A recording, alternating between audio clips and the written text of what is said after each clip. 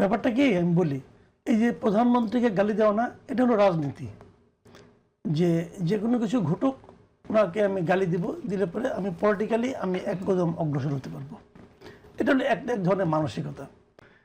এই ঘটনাগুলো ঘটে কি, যে বলা হয় না, একটা কথা খুব প্রচলিত, কিন্তু সব দলের লিডার একটা কথা বলেন যে অপরাধী যে দলেরই হোক না কেন তাকে সাজা পেতে হবে। এটা হলো গিয়ে আমাদের দেশে রাজনৈতিক নেতৃবৃন্দের কণ্ঠে উচ্চারিত সবচেয়ে কমন মিথ্যা কথা।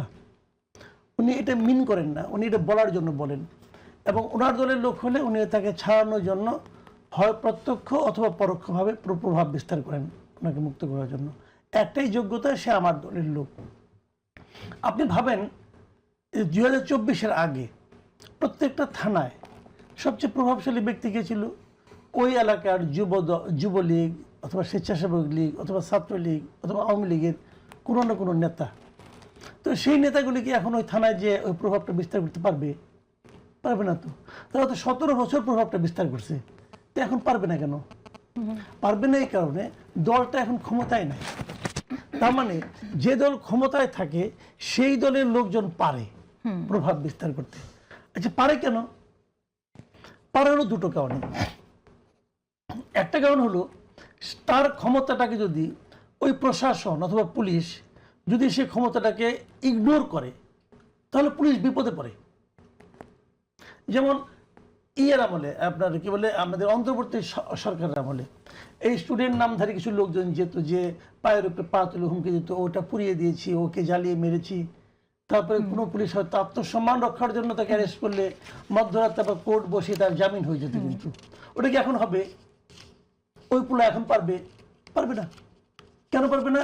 কারণ তার যে প্রশ্রয়দাতা, তার যে মাথার উপরে যে হাতটা ছিল, সে হাতটা এখন সরে গেছে। এখন কোনো একজন ওই ছাত্র প্রতিনিধি যে বলতে পারবে? পারবে না। তো তখন তো পেরেছে। তার মানে পরিবর্তনটা হয়েছে কোথায়? মাথায়। কিন্তু মাথায় পরিবর্তন হলে সঙ্গে সঙ্গে সারা দেহ সেই অনুযায়ী আচরণ করতে থাকে। তো এখন এটা কি মনে ঘটে? এখন আমি কি বলবো যে আমাদের বর্তমান যিনি আথার সর্বোচ্চ জায়গায় যিনি আছেন, তারেক রহমান, উনি কি এটাকে করতেছেন? বুঝলেন? উনি করতেছেন কিনা এটা এখনো কেউ জানে না। উনি যেই মাত্র এটা অ্যাকশনে যাবেন, তখন ওই লোকগুলি বুঝবে যে না, উনি তো করছেন না।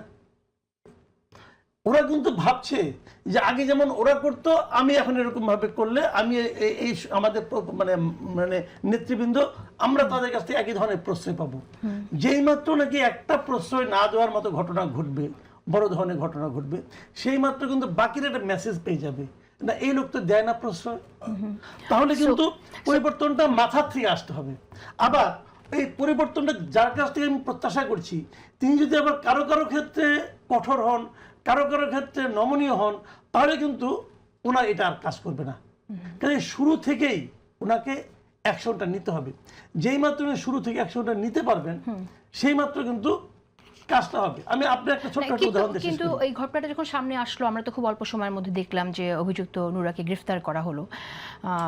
সো অ্যাকশন দ্রুত নেওয়া হয়েছে, কিন্তু তারপরও এই যে আপনার ট্যাগিং, এটাকে আপনি ট্যাগিং তো চলতেই থাকবে, কারণ তারা তো এখনো জানছে না যে ট্যাগিং এর কাজ হবে কিনা।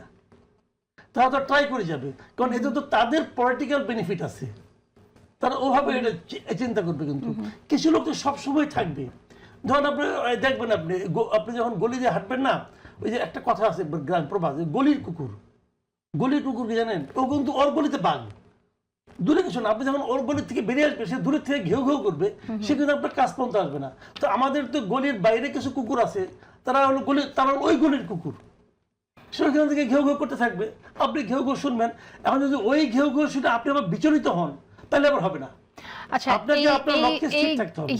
আমাদের গণতান্ত্রিক সৌন্দর্য নষ্ট করবে কিনা সেটা হচ্ছে প্রশ্ন। তাসতুফা জাবিন, আমরা শুরুতেই বলছিলাম যে আজকে যে অনুষ্ঠান হলো, আপনার দল, আপনি হয়তো সেই দলে ফিরেও যাবেন যে কোনো সময়, বা না গেলেও আপনার তো একটা টান আছেই। এনসিপিতে আপনি শুরু থেকে ছিলেন, সেখানে আজকে ইফতার প্রতিষ্ঠাবার্ষিকী অনুষ্ঠানে সেখানে গেছেন, প্রধানমন্ত্রী গেছেন।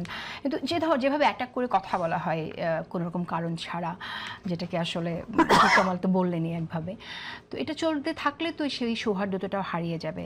আসল সমস্যা আমরা কি এর মধ্যে দিয়ে নিরসন করতে পারবো? এই যে পলিটিসাইজ করা হয় কোনো একটা ঘটনাকে, এর মধ্যে থেকে কিভাবে বের হওয়া যায়? প্রোগ্রামের আগে মাসুদ ভাইয়ের সাথে এটা নিয়ে আলোচনা হচ্ছিল যে আমি ফিরে যাচ্ছি এনসিপিতে, এরকম বেশ কিছু নিউজ হয়েছে। আপনি তো অন্তর্যামী, টান আছে এটাও বলে দিচ্ছেন। আসলে এরকম কোনো কিছু সেটা থাকার কথা না? অবশ্যই আজকে তো feeling 28 ফেব্রুয়ারি থাকারই কথা, 1 বছর তাই না? হয়েছে। হ্যাঁ, এটা আসলে ডেফিনেটলি আমি রাজনীতি শুরু করেছি এই দল দিয়ে। এটা আমি একটা ফাউন্ডার মেম্বার ছিলাম একজন, এবং এর আগেও আমি অন এয়ারে বলেছি যে এটা আমাদের সন্তানের মতো আমরা যারা ছেড়ে এসেছি। এটা আমার শুধু একার না, প্রত্যেকেরই এই ফিলিংটা আছে। সো এটাকে এক সাইডে রেখে সৌহার্দ্যের কথা যেটা আমি বলি, আমার মনে হয় 5 আগস্টের পরে সেটা অনেকটা চেঞ্জ হয়েছে, সেই প্যারাডিমটা অনেক চেঞ্জ হয়েছে। এটা আমরা চারজনই কিন্তু আরও বেশি মনে হয়, যেহেতু আমরা বিভিন্ন জায়গায় কথা বলি বা আপনার বিভিন্ন মানুষের সাথে আমরা যখন সভা, সেমিনার, সিম্পোজিয়ামে দেখা হয়, কথাবার্তার মধ্যেও কিন্তু বোঝা যায়।